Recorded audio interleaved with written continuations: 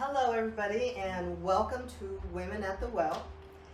And thank you for checking us out today. We really do appreciate you taking the time out of your busy schedules just to join in our discussion.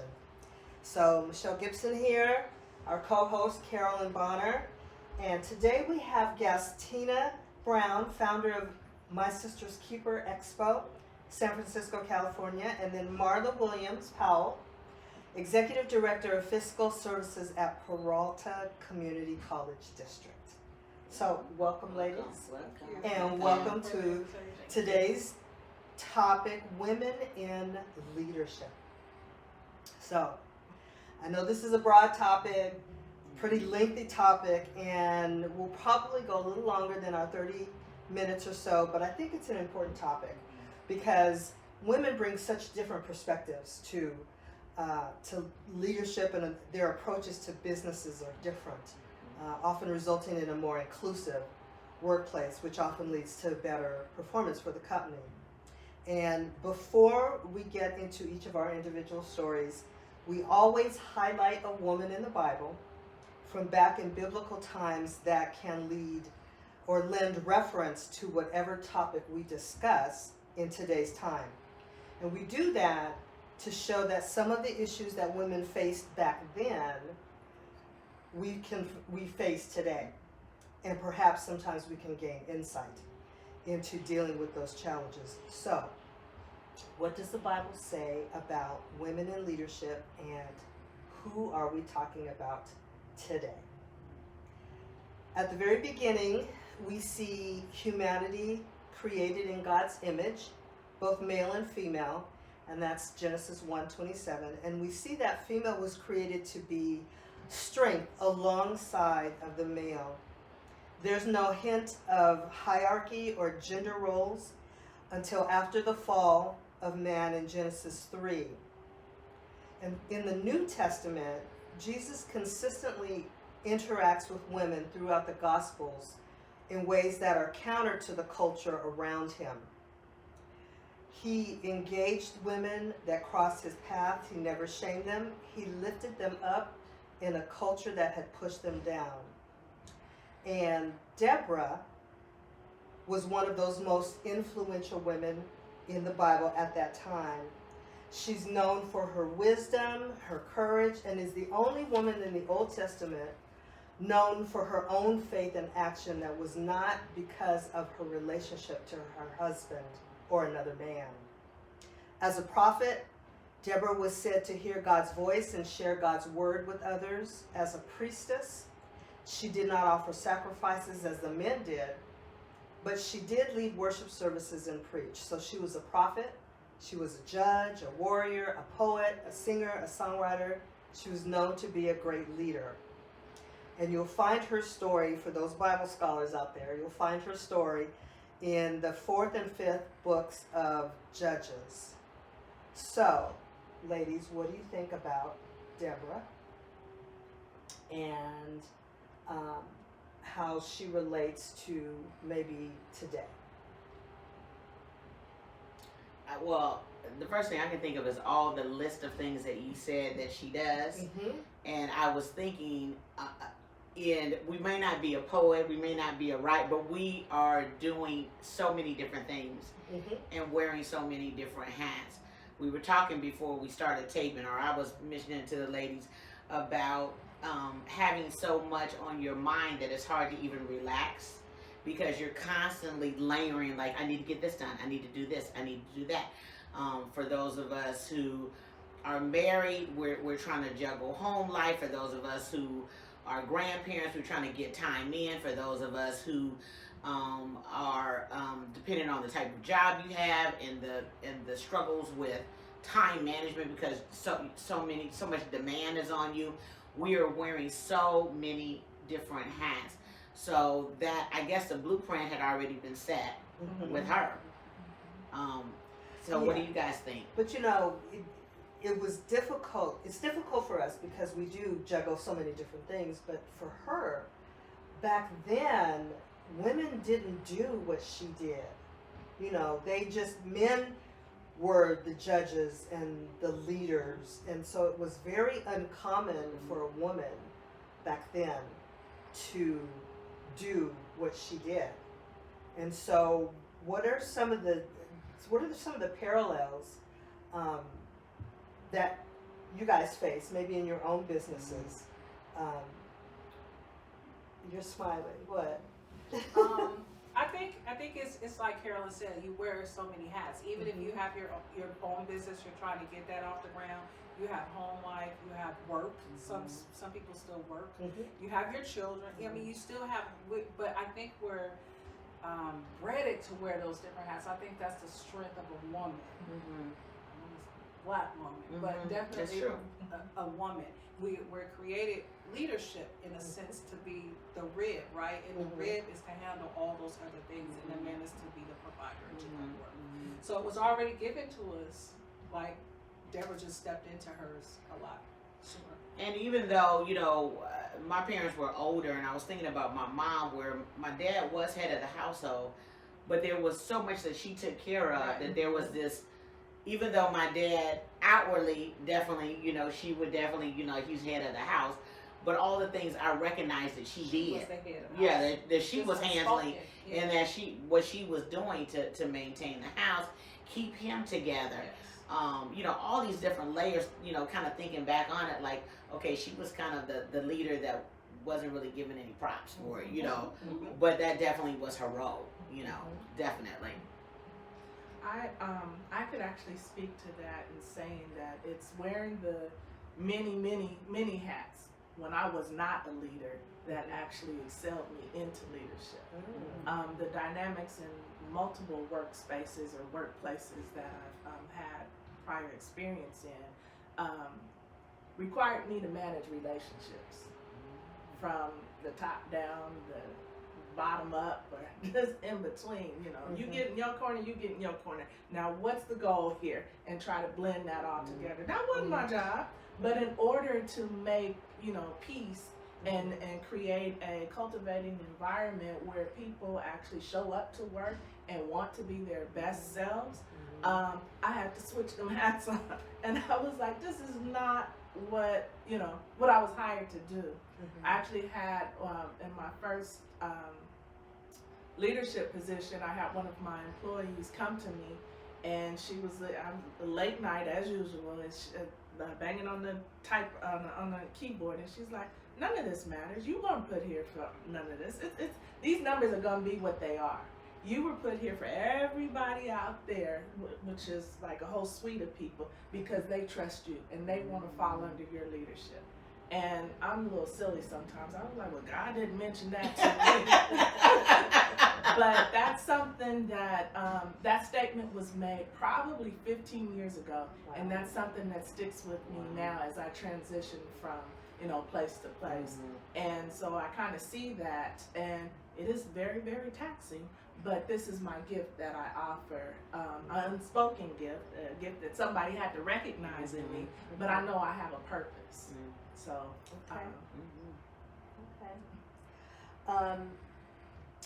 for the Bible scholars out there,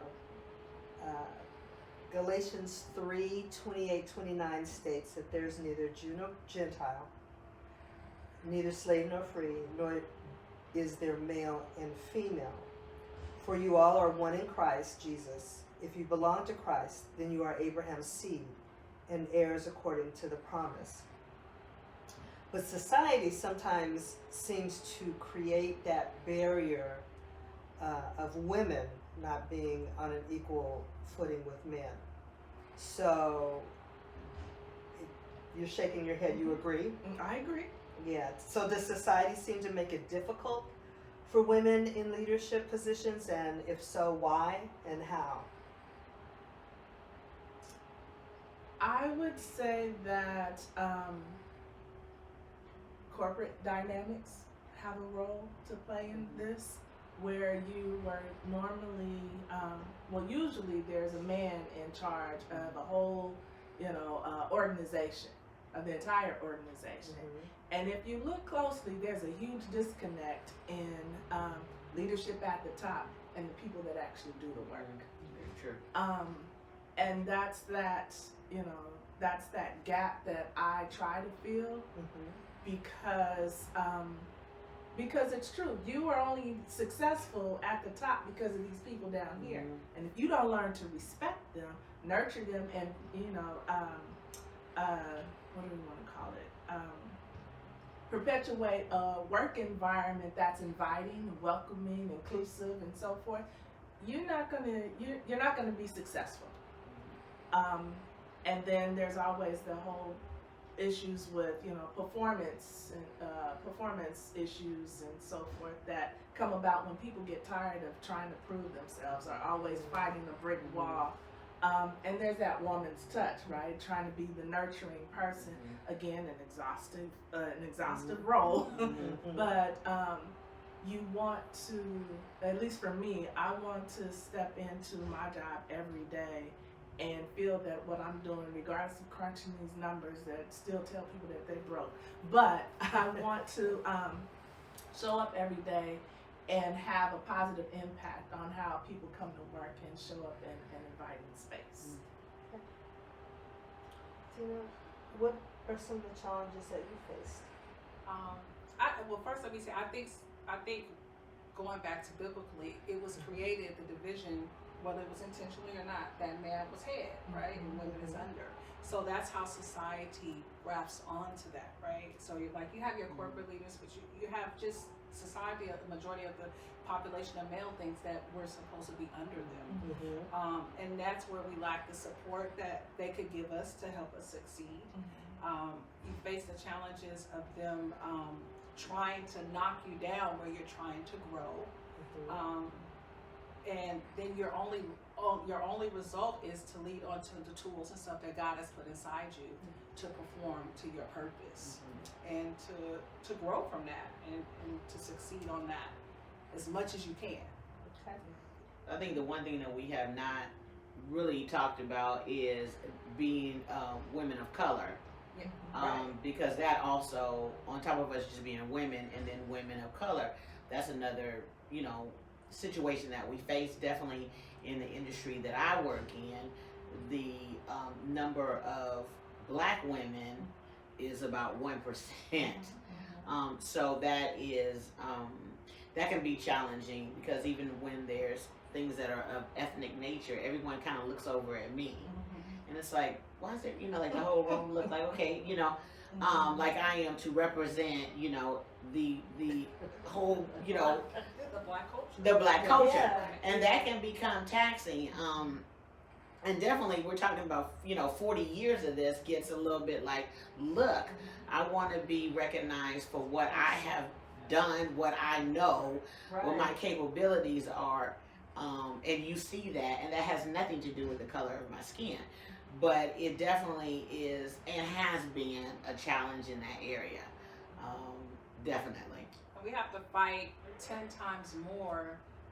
First of all, being a black woman, the white women they want to push, and then you have to fight against the males. Right. Even the black males, they're only gonna let you go as far as they want to let you go. Right. We can't. We'll support you. We got you. Yeah. But in the back of their head, to right there, to that level. There's levels to it. Right. Yeah. Right. And we could consistently have to fight that. Right. So so what have we done other than, I think we've done a lot of praying over the years. Definitely, and trying to get into or have relationship. I have personally tried to have relationships with people who are kind of in kind of the same niche that I'm in, to try to support, especially younger women under me that come in.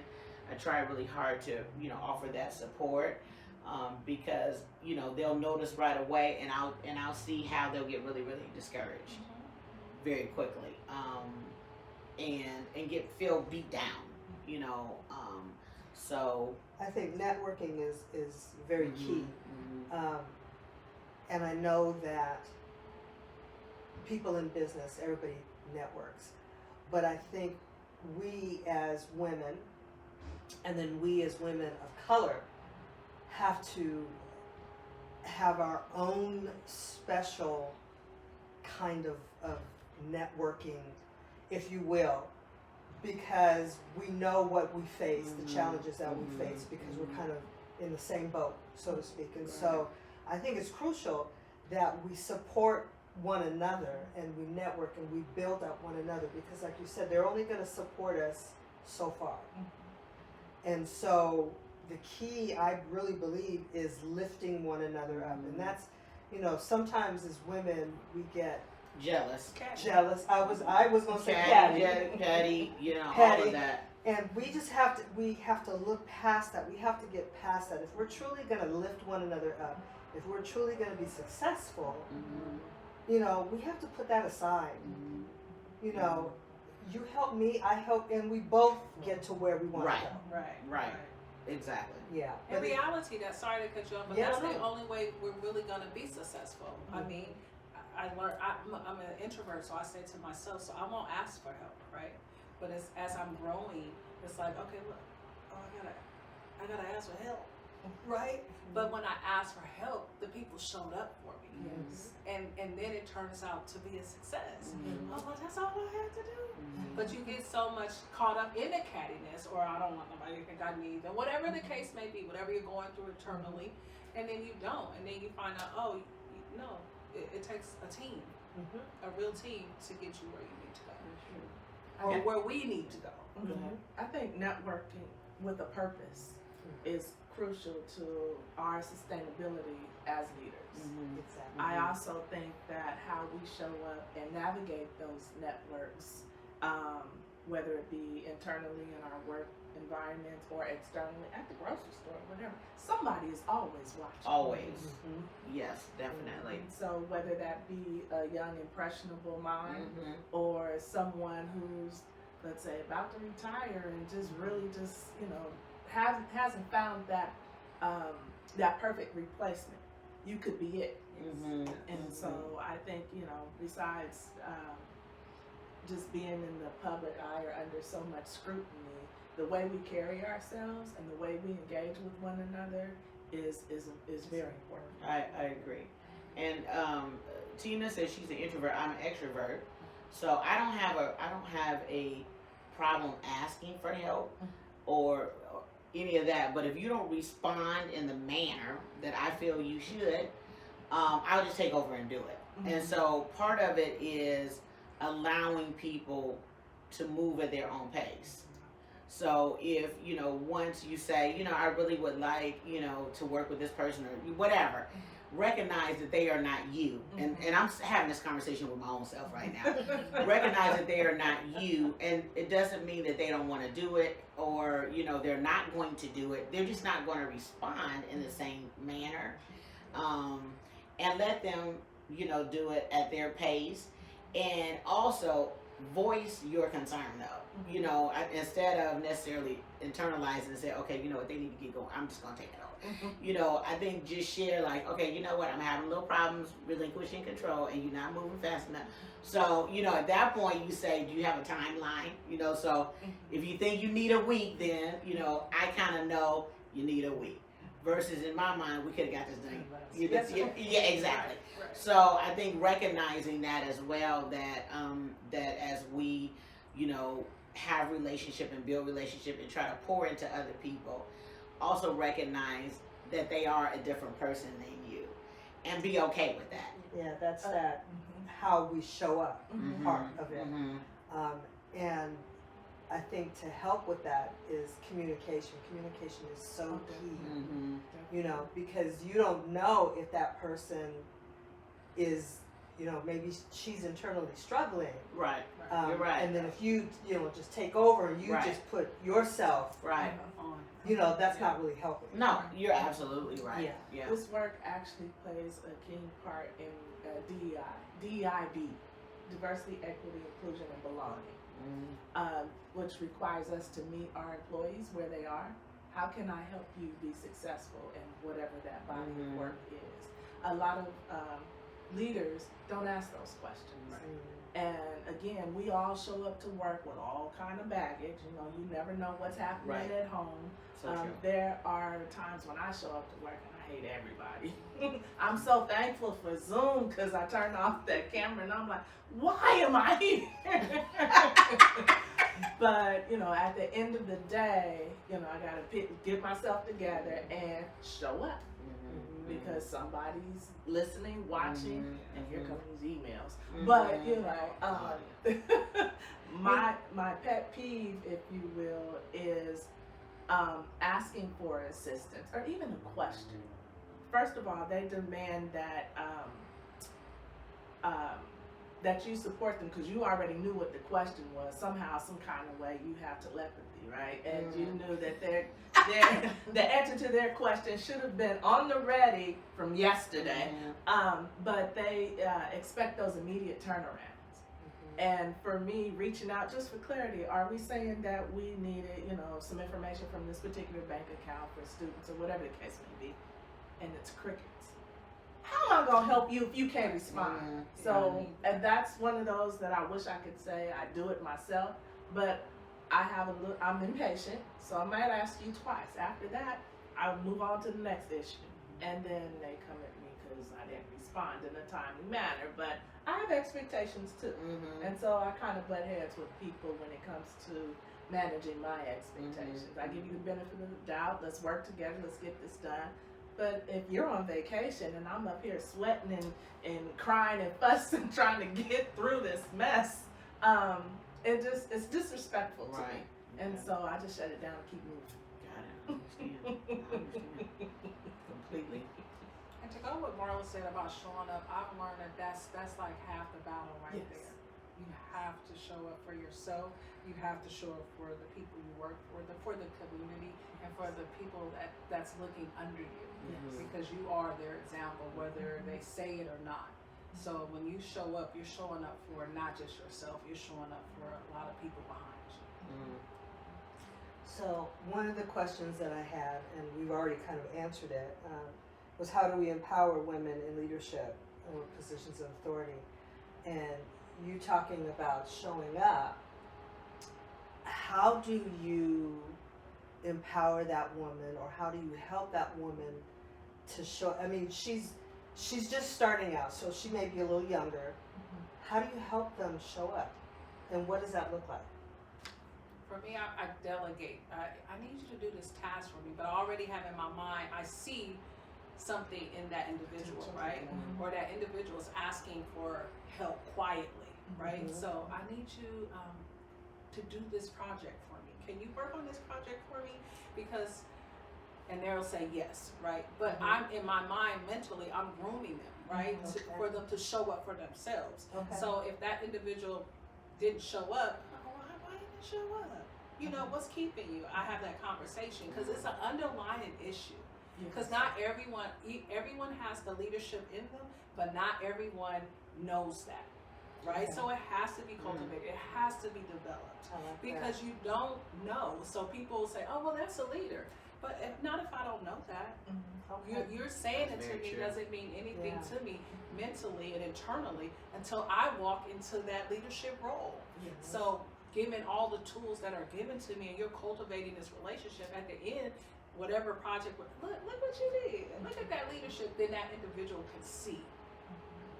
It's a level of encouragement and trust in actually building that within someone. So it's born leaders, and it is, so this is good. So since you said leadership is there, so there's born leaders, and there's also leaders that can be, can be developed into leading. Okay, all right. Because you know how sometimes you'll just hear they were born a leader, and then I'm thinking, well, in some cases, some people weren't, but they became leaders, and I don't think that's said enough. So I love when you said that, because it was like, yes, that's it. Because it's usually like, well, and typically we attach born leaders to someone who, you know, the CEO, and then their son that comes under them, or you know, whatever. You know, they were just born into this. I know a lot of times, even in ministry, people will say, well, you know, your children were born to preach. And I said, no, this is a little different, because you got to be called to do that. But people kind of push just because of, you know, their dad. And it's like, no, that's not true, you know. So that's very interesting. No, I love that. I absolutely love that. That's awesome. I Okay. think it's also important to reach out to help them develop goals, Yeah. especially for the quiet ones. Right. So they may not even realize or want to get in leadership depending on what they see in leadership. Yes. So again, Right. you need to show up as a leader so that you can kind of influence Right. that, you know, and support that decision. Even if it's just given, I did or attempted to do an exercise when I was at maybe 2 employers ago, to develop the clerical staff in terms of giving presentations. What is it in your basket of duties that you can present to the group about? You know, people were a little reserved in sharing. I'm like, this is family. When it comes to a potluck or some gossip, you ready to go. But here I am giving you, you know, 5 minutes to shine. Just give the group some information about what it is that you're doing. And so, you know, it didn't take very well because those people were introverts. But I did offer that opportunity. And they would actually give their stats or updates or share information through somebody else. So they were very reserved. I'm like, okay. So so if you, I'm sorry, go ahead. I was gonna say, if you gave a time limit, do you think it would have helped? If you had said, I don't know, but if you had said, it's only 1 minute. Because probably for them, they envision, okay, everybody's sitting around, I gotta bring something all out. eyes on me. Oh Lord, you know. So maybe sometimes asking, you know, or giving a time limit, it might be a little bit more attainable. You know, like, oh, I can get through 1 minute of this.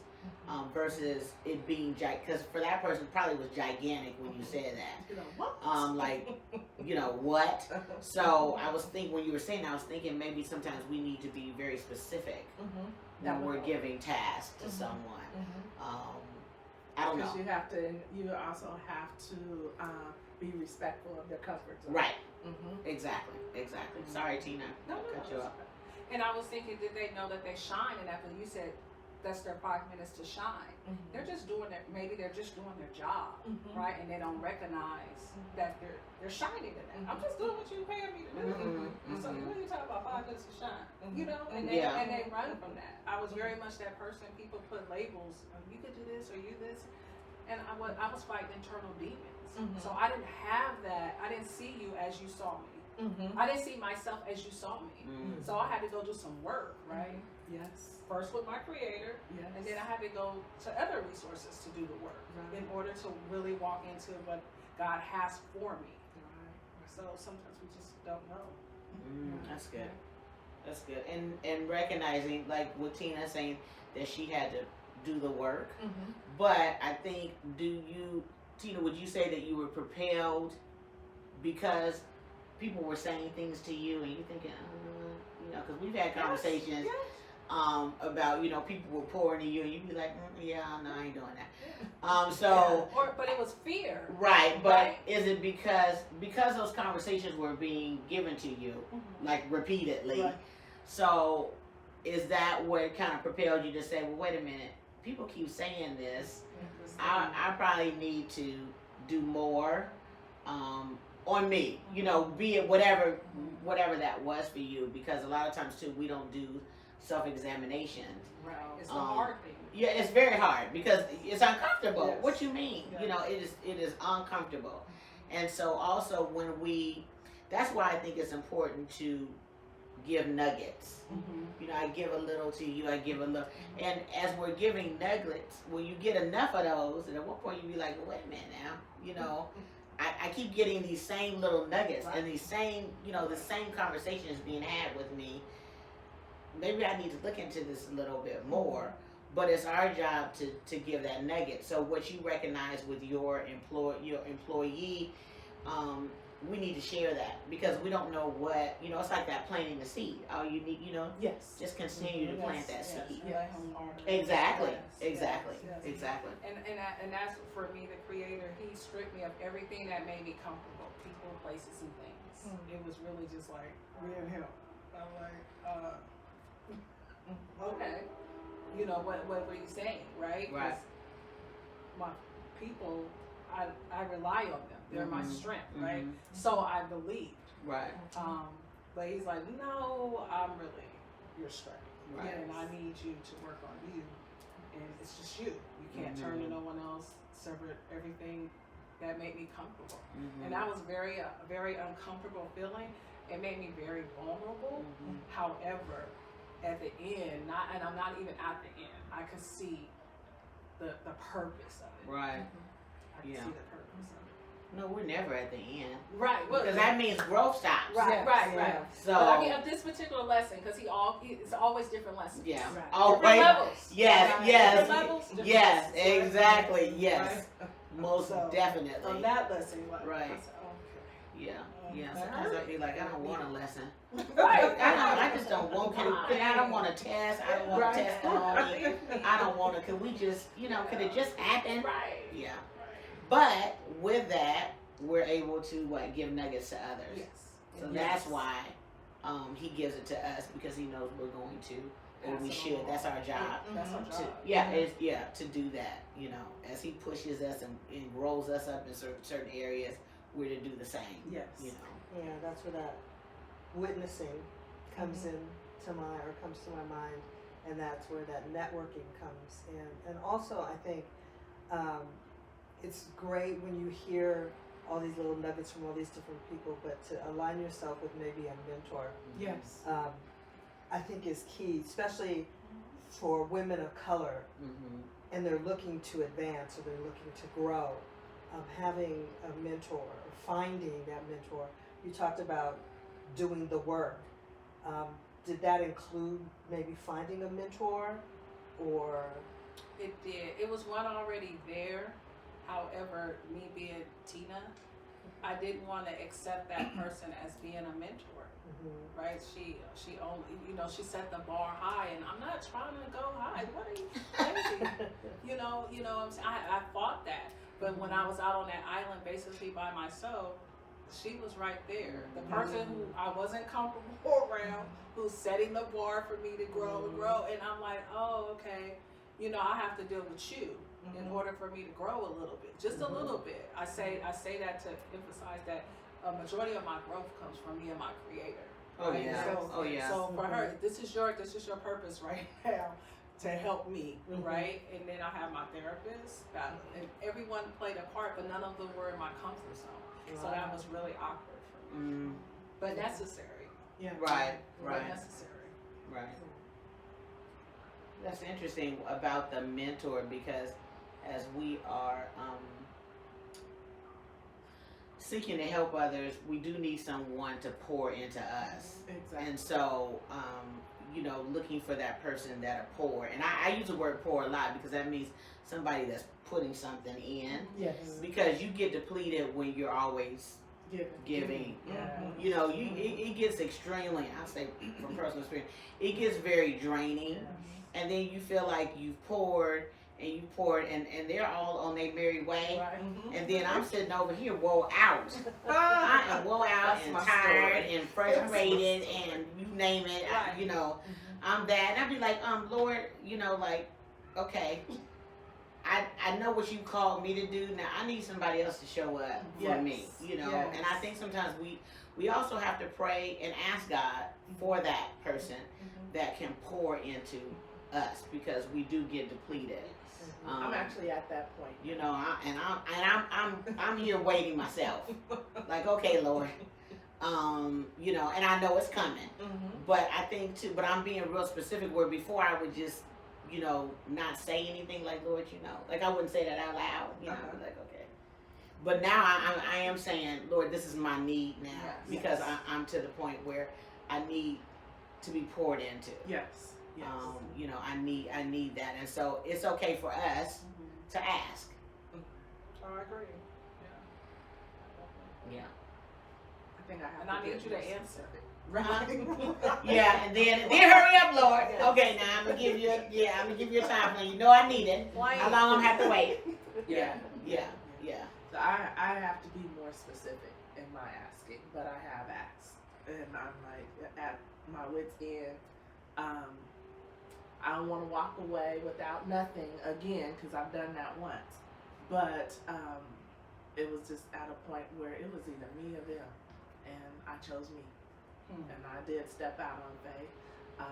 I had maybe 12 years of pretty much all my vacation accrued, so that lasted me for almost 10 months. Wow. I'm not that lucky right now because I've only been in my current job for maybe a little over a year, but I still learned lessons from before that this ain't the place for me. So. But also too, and I hope you don't mind me sharing, but you know, sometimes too, as we're pouring out so much, you know, it can take a toll on us physically, and I won't go into that, but it did start taking a toll on her physically, and so sometimes we can give so much that we are literally depleted, you know, and it will come out in, you know, in different ways. So recognizing when we're able to say, okay, this is enough, and praise the Lord, you were in a position where you're like, you know what, you know, I'm about to, you know, be out of here, and this job will continue to keep going, and I'll, you know, everyone to be sad for about 2 days at my memorial service in the end, you know. So recognizing too how we take better care of our own selves, because I, you know, I've recognized with the previous job that I had, where I was working like 13 hours, I was working on the weekend, and I thought to myself, if I fall dead, literally 2 days, you know, I hope 2 days, people will be sad for 2 days, but it won't close because Carolyn Bonner's not there anymore. So I've got to take care of me. Like, what, you know, what is happening? This is crazy. And in turn, I was like, okay, Lord, I got to get out of here. And so, you know, I started earnestly praying, like, Lord, please make a way, because I got to, you know, literally, I got to get out of here. I'm at 2 o'clock in the morning working. So asking for help, as we are giving, we also need to ask, you know, for help and direction and clarity and all of that, so we can continue to give those nuggets, but we want to make sure we still standing while we're giving it. You know, not laying in the hospital bed trying to throw a nugget. And like Marla said, I think it's also important for us to know, she said it was either them or me. You always have to bet on yourself. Yourself first. I mean, I'm sorry, right? We're give. No, but I have to take care of me. I can't take care of you if I don't take care of me. So we have to learn to bet on ourselves in all circumstances. All right, ladies, this has been a great conversation.